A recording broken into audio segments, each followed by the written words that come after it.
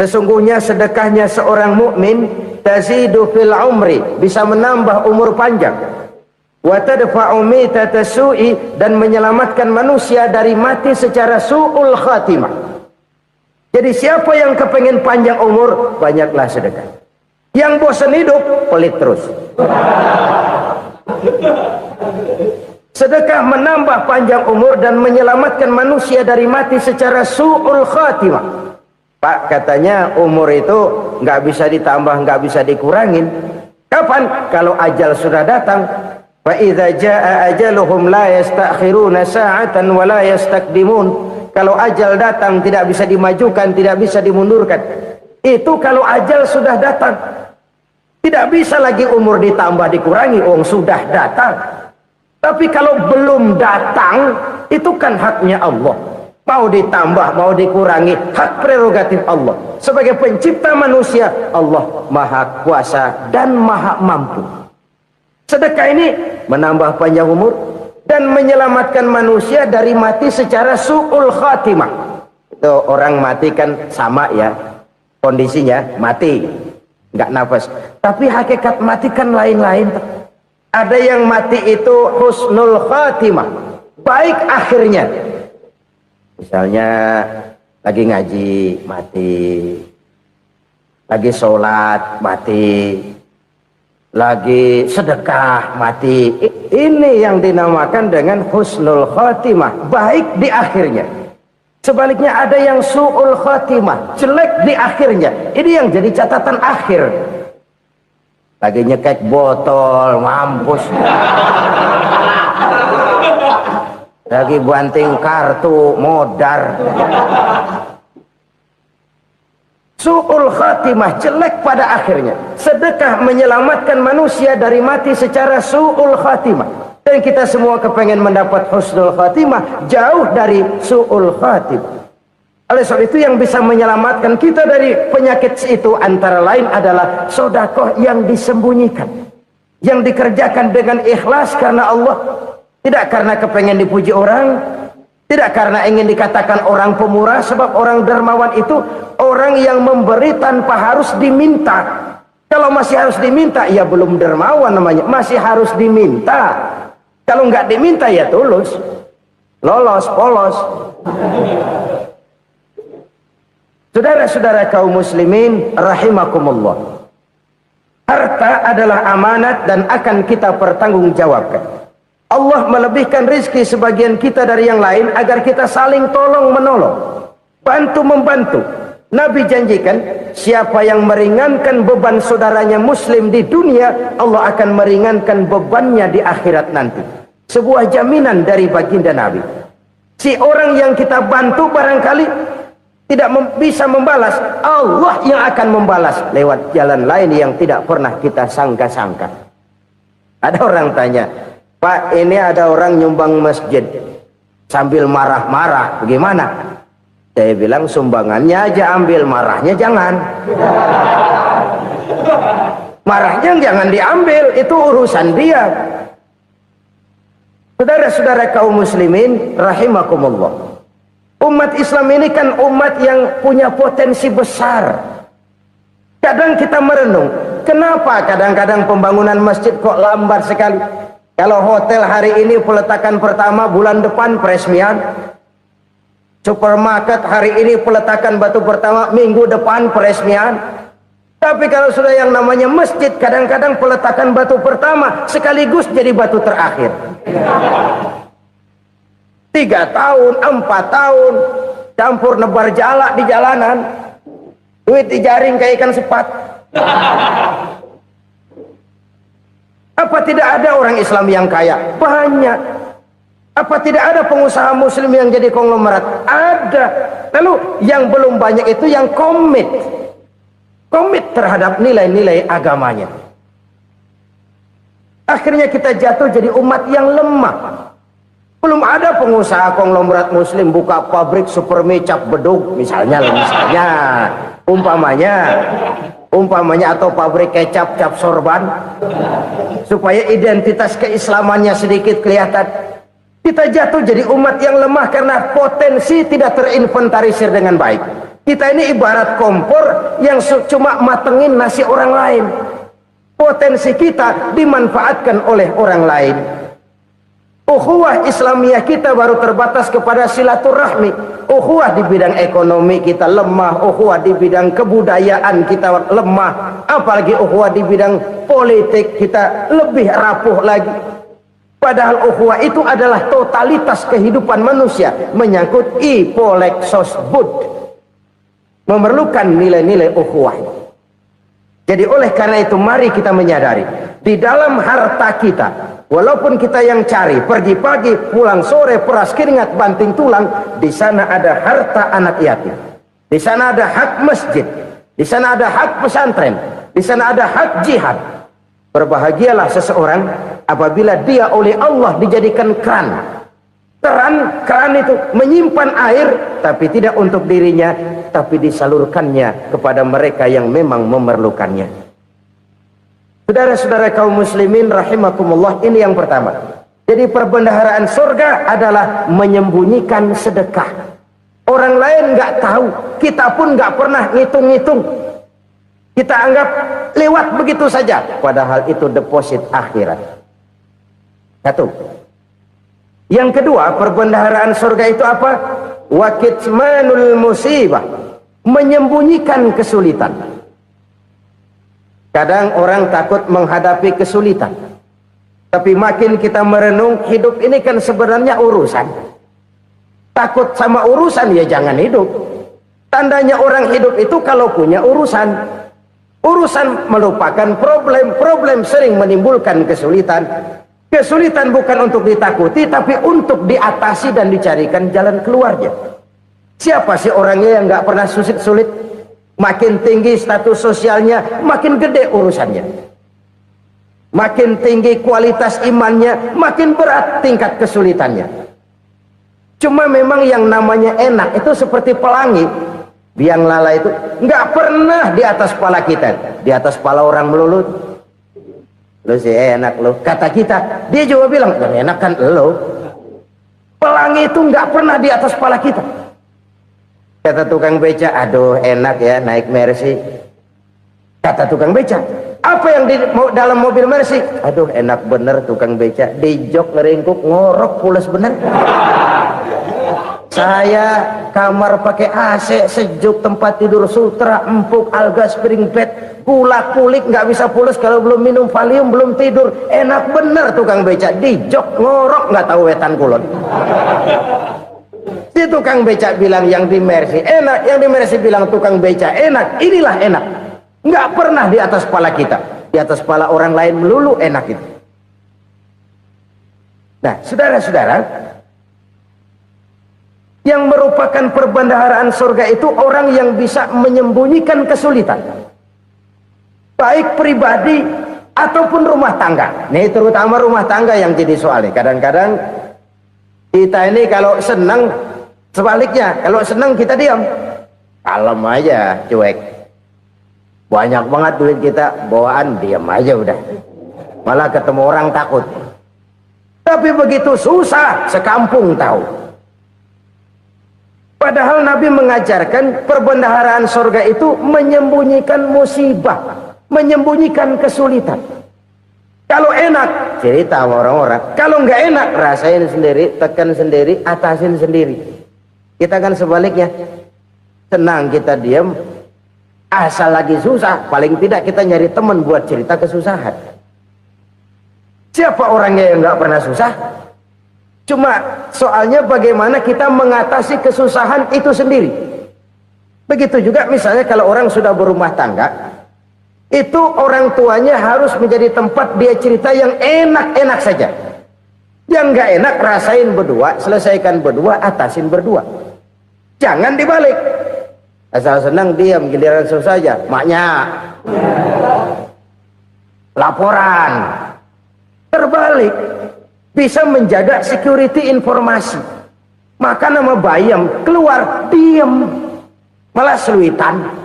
Enak amat lo makan daging ayam. Security informasi. Saudara-saudara kaum muslimin rahimakumullah, Ujian yang terberat itu yang pernah diberikan kepada para nabi, para rasul, para aulia, para ulama. Makin tinggi keimanan, makin berat bentuk kesulitan. Ayo saya kemukakan satu contoh saja. Ada seorang nabi yang kaya, nabi kaya, namanya Nabi Ayub.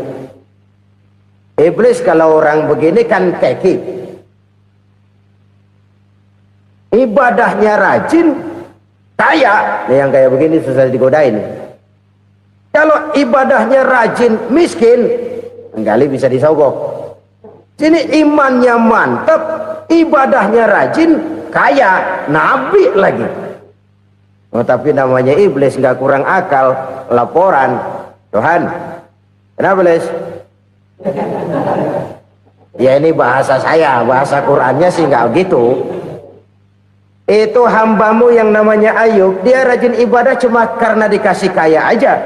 Coba kasih miskin dia, berhenti dia sembahyang. Ah, kamu bisa aja. Saya tahu Ayub itu hambaku yang ikhlas. Saya buktiin Tuhan, silahkan. Dibuktiin lah, iblis turun ke alamin. Yang mula-mula dia lakukan, dia rusak sawah ladang Nabi Ayub. Dia binasakan binatang ternak Nabi Ayub. Sehingga dalam waktu singkat, jatuhlah Nabi Ayub dari orang paling kaya jadi orang paling miskin. Beliau masih ibadah di mihrab dalam masjid. Datang iblis. Saudara Ayub, ya, lagi ngapain? Ibadah. Nyembah Allah, nyembah Allah. Oh, percuma. Kenapa? Tuhan yang ente sembah nih, dia udah bikin miskin ente. Sawah ladang ente hancur lebur, binatang ternak binasa. Sekarang ente jadi orang paling miskin. Ngapain nyembah Tuhan kayak begitu? Tekor. Udah berhenti dah ibadah, berhenti ibadah. Ini iblis sama Tuhan laporannya lain, yang dikerjakan kepada Nabi Ayub juga lain. Benar begitu iblis kata Nabi Ayub? Iya, sawah ladang saya habis, buras. Binatang ternak saya binasa, binasa. Saya miskin, bangpak. Apa jawab Nabi Ayub? Bukan innalillahi, ya ini hebat. Alhamdulillahillazi a'tani wa akhadha minni. Segala puji bagi Allah yang telah memberikan harta kepada saya dan sekarang mengambilnya lagi. Alhamdulillah. Allah yang ngasih, Allah yang ambil. Itu mah urusan Allah. Iblis cuman ibadah jalan terus, sujud lagi Nabi Ayub. Iblis seleher gondok banget.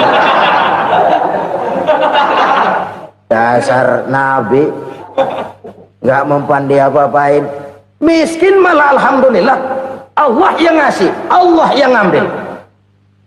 Jadi kalau kita tidak komit, kita tidak terikat kepada kaya, miskin, senang, susah, apa yang bisa bikin kita susah? Jadikan kekayaan, kemiskinan, jadikan senang, susah sebagai anak buah yang bisa kita atur. Jangan kekayaan ngatur kita, jangan kemiskinan ngatur kita. Kita yang harus mengatur mereka. Senang, susah, kaya, miskin, bahagia, sengsara, jadikan itu anak buah yang bisa kita atur. Kalau sekarang kita kaya, lain saat boleh jadi kita miskin, semiskin-miskinnya. Allah yang ngasih, Allah yang ngambil. Tenaga mana yang bisa menghalangi? Ibadah jalan terus. Iblis makin gondok. Dasar Nabi loh. Akhirnya apa? Nabi Ayub dikerjain, diberikan penyakit. Demikian fatal penyakitnya. Bayangin, udah miskin sakit. Masya Allah. Miskin sakit. Sakitnya nggak lama, kira-kira 16 tahun. Istrinya 3, 2 mental minta ceraiin. Ngerawatin laki bengek begini. Senang belum tentu, susah udah pasti nih. Cerai aja, cerai dah. Cerai.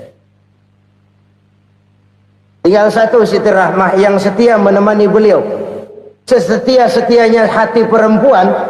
Satu saat Siti Rahmah bilang, "Bang, iya, abang kan Nabi bang. Lalu, namanya Nabi kan doanya jarang meleset bang. Maksud kamu minta kenapa sih sama Tuhan biar abang sembuh baik dah bang?" Siti Rahmah, iya. Saya sakit berapa tahun sih dah? 16 tahun bang. Sebelum ini saya sehat berapa tahun? Ya kira-kira 60 tahun bang. Nah coba ente banding-bandingin Rahmat. Saya dikasih sehat 60 tahun, dikasih sakit 16 tahun, sudah nggak sabar mau doa kepada Allah minta sembuh. Saya malu kepada Allah. Diuji dengan yang luar biasa seperti ini, tidak mengganggu stabilitas kehambaannya. Dia tetap menghamba kepada Allah Subhanahu wa ta'ala. Saudara-saudara kaum muslimin rahimakumullah, kunci menghadapi kesulitan itu apa? Allah jelaskan dalam satu ayat, wa basyiris sabirin alladzina iza asabathum musibah qalu inna lillahi wa inna ilaihi raji'un. Gembirakan orang-orang yang sabar. Siapa mereka itu? Yang apabila mendapat musibah mereka kembali kepada keyakinan dasar, segalanya dari Allah dan segalanya akan kembali kepada Allah. Ini konsepsi dasar dari sikap muslim dalam menghadapi berbagai kesulitan. Segalanya dari Allah, segalanya akan kembali kepada Allah. Kalau ini sudah kondisi dasarnya, maka kita akan lapang menghadapi kenyataan bagaimanapun pahitnya. Apakah itu namanya miskin, apakah itu namanya sakit, bahkan maut sekalipun, segalanya dari Allah, segalanya akan kembali kepada Allah. Ini sikap hidup, bukan sekedar ucapan. Kita kadang-kadang menjadikannya sebagai ucapan, mulutnya sehingga berhenti innalillahi wa inna ilaihi raji'un, tapi nangisnya terus gerung-gerungan. Bukan itu, ini kesadaran moral. Kalau segalanya dari Allah, segalanya kembali kepada Allah, kan sebenarnya cuma nunggu giliran. Hari ini saya nyembayangin dia, entah hari apa saya disembayangin orang. Hari ini saya antar dia ke kubur, entah hari apa orang nganterin saya ke kubur. Hari ini saya tahlilkan dia, entah nanti kapan orang tahlilkan saya. Segalanya dari Allah, segalanya akan kembali juga kepada Allah. Oleh sebab itu saudara-saudara, kesulitan bukan untuk ditakuti. Kesulitan justru untuk diatasi, dicarikan jalan keluarnya. Dan tidak ada orang yang tidak pernah mendapat kesulitan. Tidak ada. Semakin tinggi status sosial, semakin tinggi kualitas keimanan, semakin besar juga tingkat kesulitan. Hanya saja bagaimana cara kita mengatasinya. Dan Al-Quran menyatakan inna ma'al usri yusra. Di balik kesulitan itu pasti ada kemudahan. Roda itu berputar. Karena itu Rasulullah sallallahu alaihi wasallam mengingatkan kepada kita, ta'arraf ilallahi firraha ya'rifka fisyiddah. Ingatlah kepada Allah di waktu kamu senang, supaya Allah ingat kepada kamu di waktu kamu susah. Kalau waktu senang kita ingat kepada Allah, kita susah, Allah tidak akan meninggalkan kita. Tapi kalau waktu senang kita jauh dari Allah, sujud tidak sempat, dengan masjid jauh, ketika senang kita lupakan Allah. Nanti begitu kita susah, Allah lupakan kita. Dan itu menyakitkan. Oleh karena itu orang-orang tua kita dulu bilang, kalau lagi sehat ingat-ingat lu bakal sakit nanti. Kalau lagi kaya ingat-ingat satu saat kita bakal jatuh miskin. Bahkan kalau lagi muda ingat-ingat kita bakal tua. Dan yang terpenting, kalau lagi hidup ingat-ingat kita bakal mati. Saudara-saudara kaum muslimin rahimakumullah. Jadi yang kedua yang merupakan perbendaharaan surga, menyembunyikan musibah. Saudara-saudara kaum muslimin rahimakumullah. Hal ketiga yang merupakan perbendaharaan surga adalah wasilatur rahmi. Orang yang suka bersilaturahmi. Sebagaimana yang kita maklum bahwa manusia adalah makhluk yang disebut zon politika. Makhluk sosial yang tidak mungkin hidup sendiri-sendiri. Betapa dan siapapun kita memerlukan orang lain. Bodoh betul manusia kalau tinggal di tengah masyarakat tapi tidak mau bermasyarakat. Merasa hebat sendiri, pintar sendiri, gagah sendiri, kaya sendiri. Mungkin kalau mati juga ngubur sendiri. Jangankan kita di sini, di sorga saja Nabi Adam waktu sendirian bengong melulu, mondar mandir. Allah tegur dam sepi dam. Ya ini kalau bahasa saya. Iya Tuhan sepi ini nggak ada coret-corekan pisan ini. diciptakan Siti Hawa, baru anteng Nabi Adam. Itu di surga. Cobalah, umpamanya saudara tinggal di Jakarta nih, kayak bener, apaan aja di